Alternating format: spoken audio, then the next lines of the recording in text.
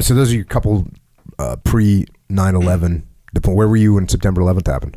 I was stationed at Team 5 still, and I was living in the Archstone Apartments right by the IKEA in Mission Valley. Watched the second one go in live. Dang. Yeah, I remember it.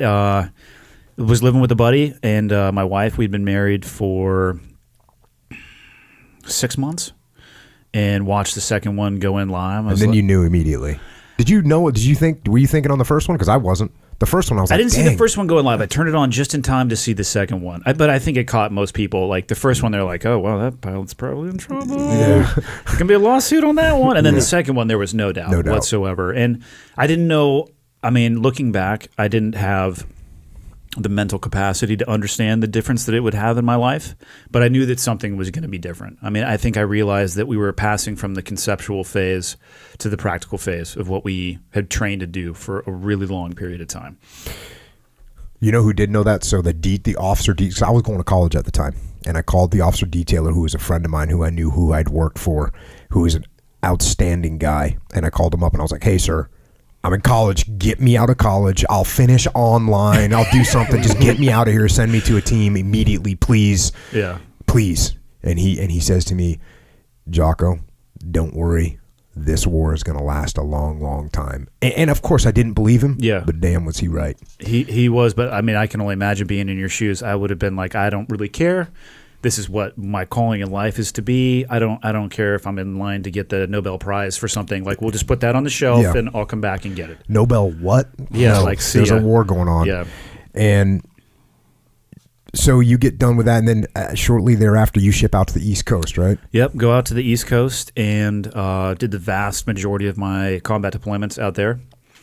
And wow, I mean, what an eye-opening experience. You know, it from, like I said, going from conceptual, shooting at paper targets, and training hard and realistic to being on a two-way range for the first time. I mean, the first target I ever was on, I think my helicopter had 27 rounds in it, and the door gunner got shot in the face right in front of me, and I'm in MOP level 4.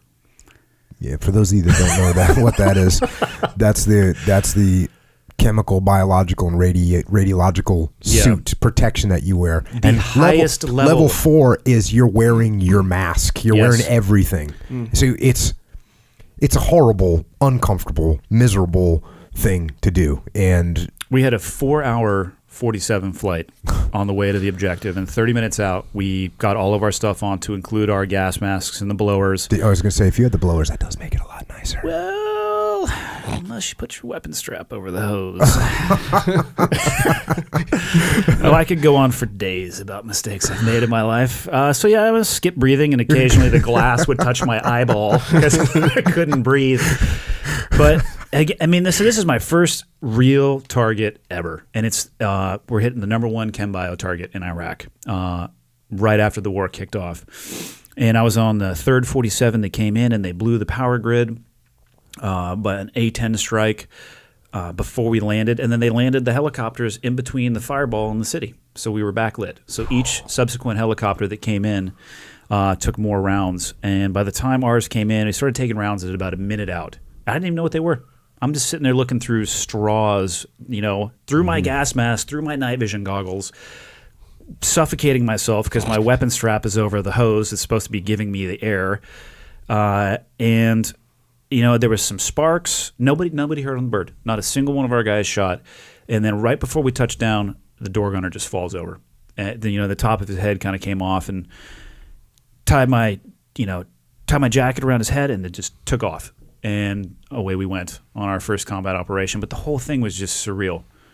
And that leap, I didn't realize how surreal it was till the next morning when I woke up, and I was like, man, I hope this is survivable. Because that was just one of many in the target deck. And it continued for months and then years and, 2 decades and now. Decades. Yeah. And it took me a little bit of time to get up and running, to be comfortable in that environment, but I developed a level of comfort in that environment, and if I'm being totally honest, I mean, I loved it. I loved it. It was, I mean, I understand that it's high consequence and that it's high risk and that there's matters of life and death and decisions that are being made, but that's where I want to be. I mean, I was like, yes, this is what I came to do, to fight for the values that I believe in and to fight for people who can't fight for themselves. And yeah, it was awesome. Loved it. It's interesting how you talk about that transition from training, which is what we all lived. There's very few people this is another thing that it's hard for people to understand about, especially about the early days of the SEAL. Well, for us, the early days of the SEAL teams is there was so few people that actually had combat experience. Yep. And that went all the way up to the leadership. A lot of leadership had no combat experience. And so for us, all of a sudden, in a very quick learning curve, you spend 2 weeks on deployment, you had more combat experience than anybody else in the SEAL teams at that time. Other than the guys that were deployed right before you. But that's how quick the learning curve was. And things were changing. I mean, look at what we trained. I mean, we were doing OTB and exhaustion Draeger dives, and I'm doing river and stream crossing in Nyland. Bro, I'm not kidding. Before my first deployment to Iraq, I took my SEAL platoon. We went on board of an amphibious landing ship in San Diego and went and, no kidding, did lead line and slate beach reconnaissance at Camp Pendleton. That was less than, it might have been a month and a half before deploying to Iraq to do operations. Yeah. That's the lag time in the big bureaucratic machine of the military. Hey, we got this big fleet exercise you guys can go participate in. One of my guys in that platoon, I come down and go, hey, break out your lead line and slate. So again, for those of you that don't know, there's a very prehistoric type operation that was... It's an excellent descriptor. Yeah. Prehistoric. It came from World War II. It came after the Battle of Tarawa. At the Battle of Tarawa, the Marines went in, and as they went into the beaches in their landing craft, they hit reef, and they opened the gates of the landing craft. The Marines got out, and unfortunately the reef ended, and so these Marines went out and they went into 10, 12, 15 feet of water instead of 2 feet of water, and many Marines were drowned. Heavy gear that was not buoyant. It was not designed for swimming. It was meant for beach landing, not for a swim.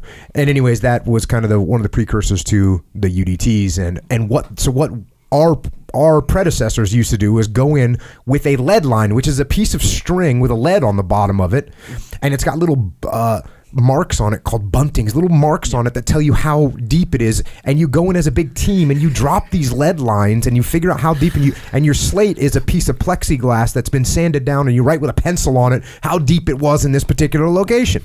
It's like trying to do calculus with an abacus, basically. So we are... less than 2 months from deploying to Iraq for the first time. None of us had ever been in combat. Not one single person. Zero. Not one single person in my SEAL platoon had ever been in combat before, including our task unit commander. No one. And so we say, what we need to do right now is we're going to do a hydrographic reconnaissance. That's what it's called with lead line and slate. But one of the guys might be, what are you doing? What are you talking about? And I go, bro, we're just going to do it. And it was like, you got to be kidding me. What is wrong with us? But so that learning curve was fast. But then, but I also, to kind of emphasize what you're saying, and I look at it, when you said, your first platoon, 20%, and then your second platoon, for me, because I have 4 kids, it's very similar to what you learn with kids. Yes. Your first kid, you're like, wait, what? Yep. You don't know how to do anything. Everything is hard. You're worried about everything. Your second kid, you're like, yeah, I'm pretty much good to go. Your third kid, you're like, okay, I think we're comfortable. Your fourth kid, you're like, I got this, whatever. Yeah. Fourth kid, you're like, hey, first kid, go take care of your sibling. Exactly, which is really exactly what you do in the teams. You're like, hey, one cruise wonder, go show that new guy what's up, because you don't have to do it anymore, and you want them to learn the experience. But that's the same thing with the combat operations that you do, and over a period of a couple weeks, all of a sudden you go from being, I'll give you another good example. From my perspective, my first deployment to Iraq, when every operation we would go on, the first, let's call it 5 or 7 operations that I did, every piece of gear that I had, I changed the batteries, changed the battery in my nods, changed the battery in my lasers, changed the battery in my flashlight, changed every single battery. I need a brand new battery in every one of these pieces of gear. Well, I was doing it because that's when we talked about the big mish. That's what we would think. I got to have this 100%. Yep. We realized after a week, if everyone does that, we're not going to have any batteries left in another 2 weeks. And so we all realize, you know what? You're going to have to use that battery and keep track of how long you're using it for, because you don't want it to fail. But you're going to get, 12 or 15 or 25 uses out of this thing. But that's the kind of lessons that we learned, and that's the kind of comfort level you got. Like, okay, if my nods fail, I'll stop. I'll put a new battery in my nods, and we'll move on. So those are the kind of things that you learn in that steep learning curve that all of us, our whole generation, went through that real quick. And you only learn that with time in the saddle. Yeah. Like, it takes experience to understand, like, okay, I can use this lithium battery that probably costs $9 and I didn't turn it on the whole time and I'm going to huck it. I think I can use it again. But everything changed. The tactics changed. The gear changed. The way we trained changed. It was amazing what happened post 9/11. All the stuff we thought was going to be crazy effective because it worked in Vietnam, guess what? It doesn't work in the desert. Let me ask you this. When you say that you only learn it in the saddle, when you went through training, when I was running training, you were able to convey a lot of that information to those guys, though. I tried.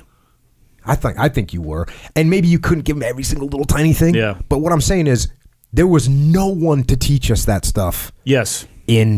For me, it was in 2003. There was no one to say, "Hey, you don't need to change your battery on every operation. You're going to need those batteries. You need to make them last." So we did get some fundamental knowledge back from those early times. And then you still got to add that experience, though. The people, you could read a book and then go do it for real, and you need the combination of the two to have that confidence, and then you can impart it on somebody else. And history, just like you said, the Vietnam guys, like, they were just timed out. We didn't have access to that. Yep. And I look at the pre 9/11 training that we did. It was awesome. But don't get me wrong, I loved it. But man, it doesn't work in Baghdad. Yeah. You know, and then we had a tactical shift again in probably 2006, 2007. It's that, I think, is what separates our community from a lot of other ones. Like, we're malleable. Mm-hmm. Like, we have leadership that's like, listen, this isn't working in real time. We need to create a solution for it right now, and we're willing to do that. We have just a little bit more control of the wheel. And well, part of the reason is because we had no doctrine. Yeah. Whereas the other service branches, many of them, have this beautiful, really well-written doctrine on this is how you do this type of operation. And we didn't have that. So guess what? For us to say, you know what, that didn't work yesterday, we're going to change it today. They didn't have that capability. They were like, hey, this is the way we do it. Yeah. And we never really had this is the way we do it. Think about before Trade Ed. I was at Team 5, right? So we would go to Alaska and do cold weather training. And the Team 3 guys were off driving DPVs. There wasn't even talking in between the teams. So there was so much skill set. And of course, if you were at Team 3, I wasn't telling you shit. I'd give you the wrong information, because we're competing with ourselves. But yeah, like you said, no doctrine. And then finally we had, the Trade Ed, East Coast and West Coast, and, sharing information and coming together and lessons learned and all that stuff that I think largely professionalized the force from a paperwork perspective, but has impact on the battlefield as well too. It's not sexy and it's not fun, but it keeps people alive. No, there's no doubt about that. The amount of interoperability we would do as the different training departments was awesome. Was awesome, and bouncing lessons learned and the feedback loop that we got going was definitely far superior to anything than, like you said, when we had the teams going all different areas and not talking to each other. I got issued overwhites at Team 5. They wouldn't issue us tan BDUs because we were a Southwest Asia platoon. And I'd look at the guys wearing the chocolate chips. I'm like, God, I want to get a pair of those. I'll trade you for these woodland campers. It's just a different world. But I'm actually extremely grateful that I got to see both sides of the coin, because if you never got to see that evolution, you're missing a huge piece of who we are as a community. And also, I believe it would be easier that we could let it slip back in that direction if we don't, like we said, capture those lessons and be able to pass them on.